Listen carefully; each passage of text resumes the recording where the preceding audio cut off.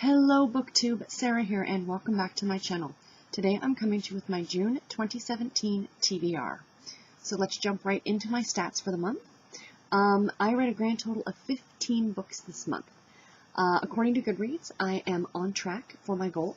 I actually increased my goal a couple weeks ago, or about a week ago.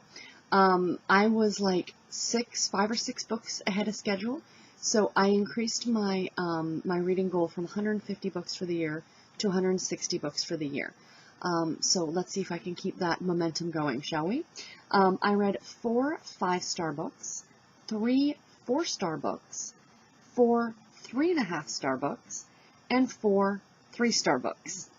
5 romance, 4 nonfiction, 2 historical romance, and 2 romantic suspense novels. I read 1 memoir and 1 historical. All 15 books were categorized as adult novels.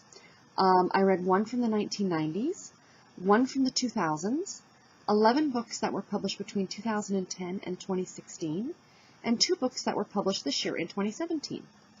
I read 11 ebooks, 3 audiobooks, and 1 hardcover novel, 14 novels and a single novella. I read 4,472 pages, and that works out to approximately 149 pages per day. My year-to-date page count, in case you're curious, is 23,499 pages. So, I'm going to say one thing. You might notice the lighting isn't normally what it would be. I'm recording this later at night. I did completely record this video this afternoon, the same time that I did my my book haul that you're going to see in a few days. But when I went to go edit it, it was well over 45 minutes long, and I thought, that is insane.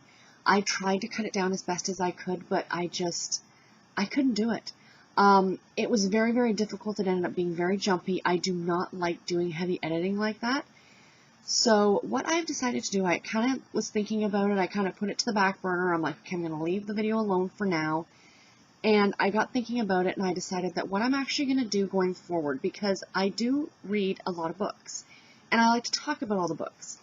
And I had a couple options. One was to split my wrap-ups into 2 videos, but I didn't like doing that. The other option was to, I really like watching Eleanor Reed's, if you guys are familiar with her channel.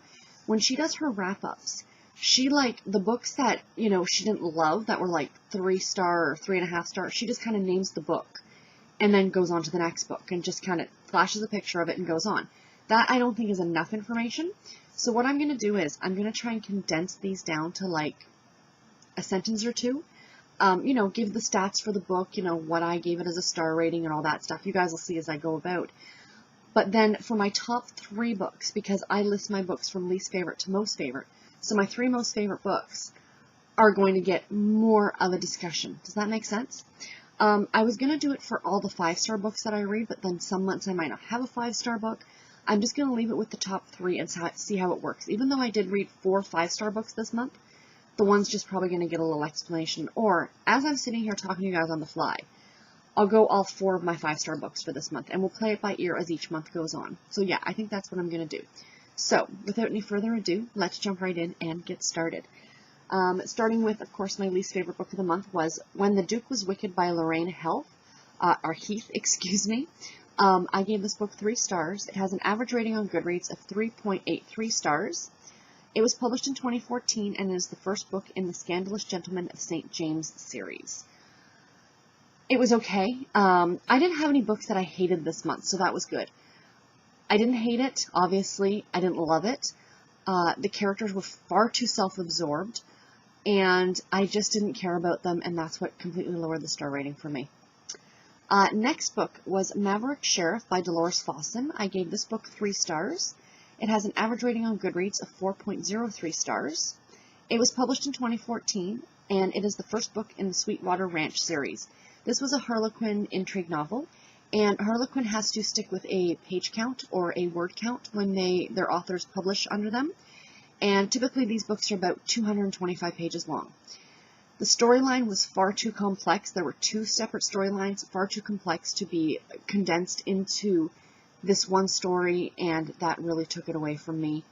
It would have been far better had it have been a novel outside of one of the category romance lines. The next book The Mother Tongue by Bill Bryson. This book I gave 3 stars to. It was an audiobook. It was narrated by Stephen McLaughlin. It has an average rating of 3.95 stars on Goodreads, and it was published in 1990. This is a very heavy textbooky, almost like novel, or not novel, nonfiction book, all about the English language, where it came from, you know, why we say certain words and phrases, you know, why it's the most popular language in the world, and, you know, different nuances within the English language.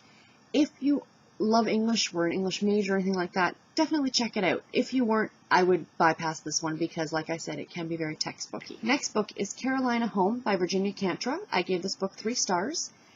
It has an average rating on Goodreads of 3.94 stars. It was published in 2012, and it's the first book in the Dare Island series. This was a cute contemporary romance about a single father and a woman who moves to this small island off the coast of the Carolinas to become a school teacher. My issue with this story was the main couple, Matt and Allison, their story was very thin. There wasn't a lot of conflict.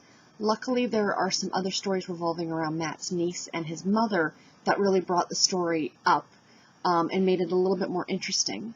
And it did end on a semi-cliffhanger because you don't find out what happens to Matt's niece and mother until another book in the series. So I'm definitely have to continue reading this one.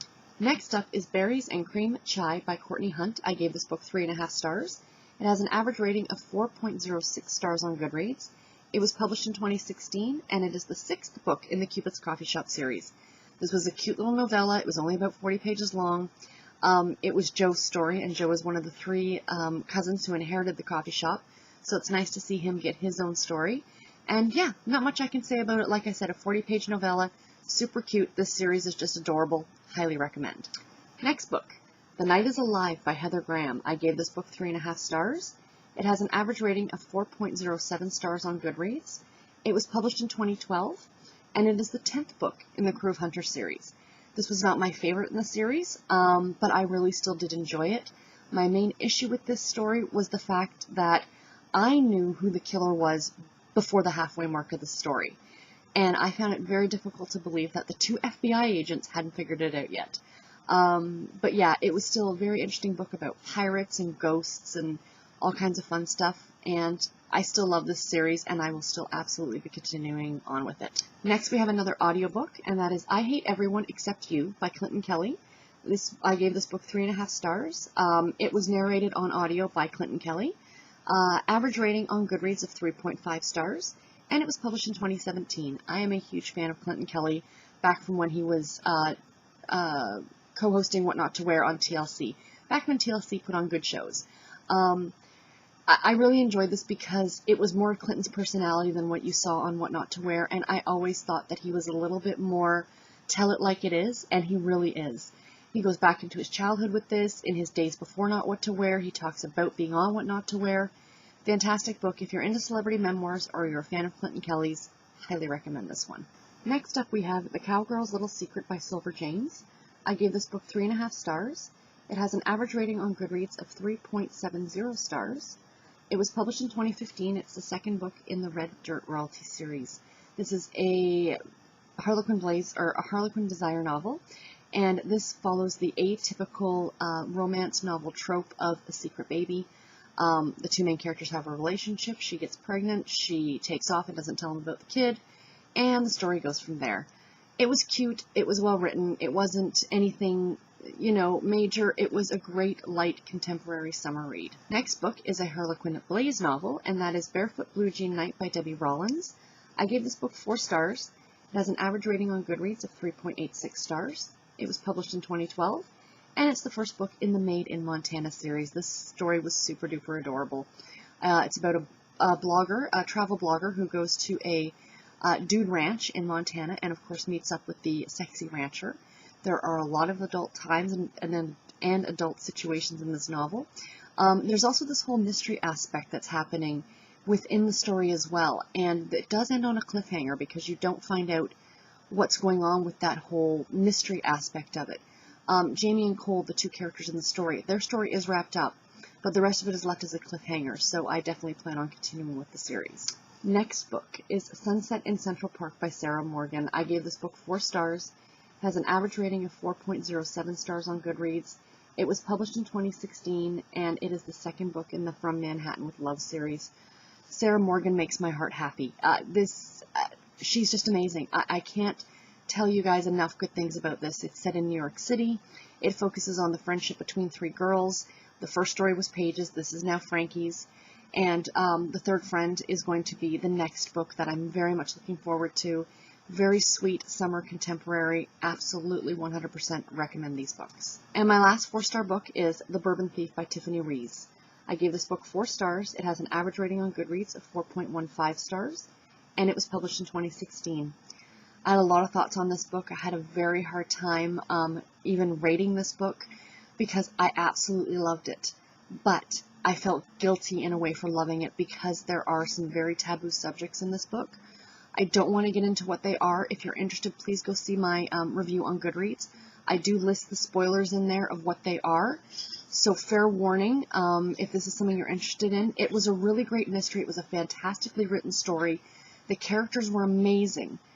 But please beware. There are some taboo subjects in this book that are discussed and are major plot points in the novel that some people might find might be very uncomfortable with. I was, which is part of the reason I took the rating down, but it still didn't distract from the story. And now finally on to my 5-star reads. The first one, At Home by Bill Bryson. This was an audiobook.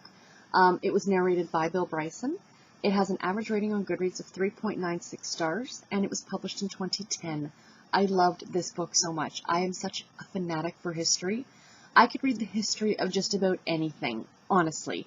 The history of, like foodstuffs, the history of domesticated cats, that would actually be very interesting. But this was the history on the home. And literally, it doesn't sound like it would be that interesting, but if you think about it, why do we call it a living room? How long have they been around? When did we first get an upstairs to a house? When did we start getting a basement? Why did we start living in houses anyway? The history of windows, the history of couches. It's fantastic and fascinating. And if you're a history buff at all, I highly recommend it. It is dense. I think the audiobook was about 10 hours long, so it's a long book. I have it on hardcover. I bought it at Value Village a number of months ago.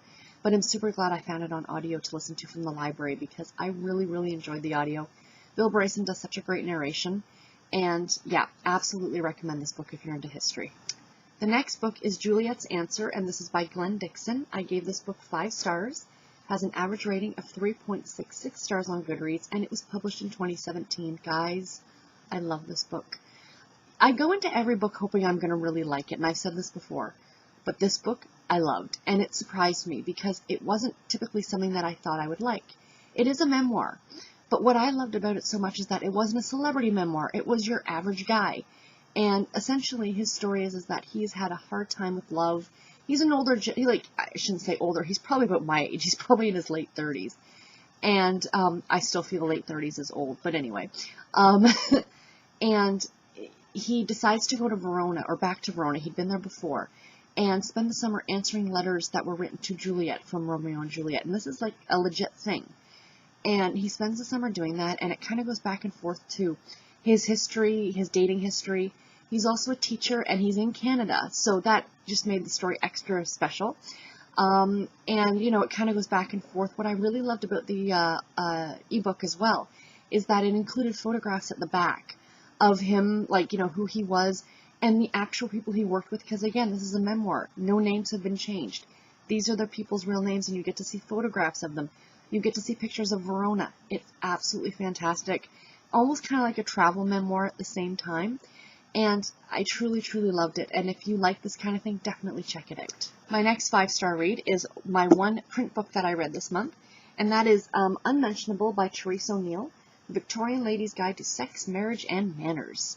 I adored this book so much, you guys. You have no idea. I heard about this from several different booktubers, I think, but the one that sticks out in my head was from Olive at a Book Olive. And she read this book last year and gave it 5 stars, and I absolutely agree with her recommendation on this one. Guys, I can't even tell you how much I love this book. It was so interesting. Again, if you love history, I highly recommend it. Even if you're not, you're on the fence and you're not that into history. Sorry, can you see a giant cat jumping up there? whole thing shake? Anyway, distracted by cat. If you read Regency romance or historical romance at all, I highly recommend you pick this up because you suddenly look at those books in a whole other light. I read this book before I read one of the Regency books I read, like I finished this. And every Regency book that I've read after it, I just suddenly look at it differently and realize in my head, no, you probably didn't bathe that often, or no, your clothes probably were this and this. And essentially the way this book is laid out is as if you're a time traveler and you land yourself in the Victorian era, and the author is your guide, if you will, and she talks about the clothing that you wear, the food that you eat, the way your house is, how you, she assumes that you're going to be an upper middle class person, and, you know, takes you through if you're having dinner parties or balls. It goes through medical. It's really, really interesting. And I highly, highly recommend the print version because there are pictures, like, almost on every page. And, you know, they're like, look at that. Isn't that beautiful? Sorry, my camera doesn't focus very well. I apologize. But, you know, like, it goes through everything. And really, there is no subject that is not discussed. Loved it. Absolutely loved it. I recommend that everybody read this because it's just fantastic. And speaking of Regency and historical romance novels, my very favorite book that I read this month was To Sir Philip with Love by Julia Quinn. Again, a 5-star read. It has an average rating of 3.85 stars on Goodreads. It was published in 2003, and this is the 5th book in the Bridgerton series. Now, I want to put a little addendum to this, that I read all of these Bridgerton novels as the ones with the second epilogue. There are the original books that were published, then she republished them all with a second epilogue that she wrote many, many years later. Highly recommend you reading these versions of them because the second epilogues are really a lot of fun. So, this book was written with Julia Quinn's trademark wit and humor. There is a scene in this book that stands out to me, the pistol match, which sounds like it's a bad thing, but it's really not, with some of the Bridgerton siblings, which is absolutely fabulous. The dialogue is brilliant.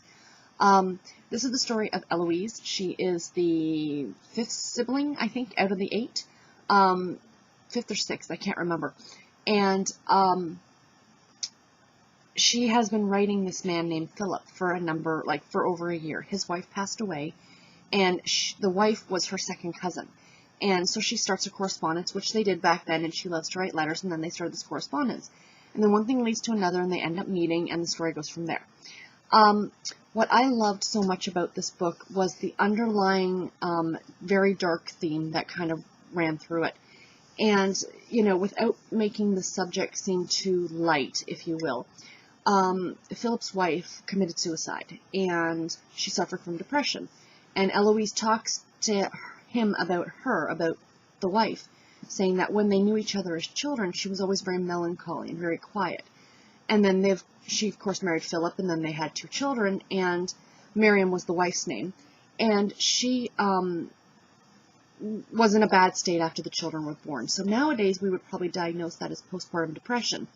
But back in 1820, they didn't have such a thing. So, you know, it was very, very interesting with this very lighthearted romance kind of thing with this very underlying dark, you know, depression topic that was always in the background because it affected everything that Philip did. He wanted Eloise to be happy all the time. He didn't want to see her upset because of what happened with Miriam greatly affected him. And it was very, very interesting reading not just the part of the person suffering from this depression, but the family members as well. And it was a heartbreaking book at points. It was funny as all get out at other points. And what I love so much is that it balanced so beautifully. And you felt happy at the end like you would normally in any kind of romance novel. You know, obviously there's going to be a happily ever after. But again, I absolutely recommend these books. If you don't think that you like Regency romance, and I say this every time, please pick up a Julia Quinn novel. Please start with the Bridgertons. The Duke and I, start there and go from there. You will love Regency. At least I love these. And unfortunately now, she has raised the bar really high.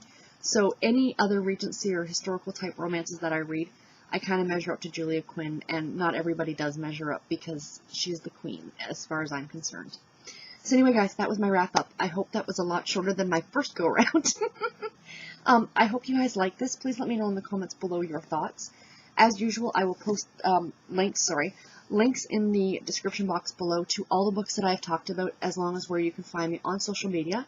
If you like this video, please give it a thumbs up, and if you haven't yet, please do subscribe. And yeah, that's it. So I will talk to you guys in my next video. Take care and happy reading, everybody. Bye.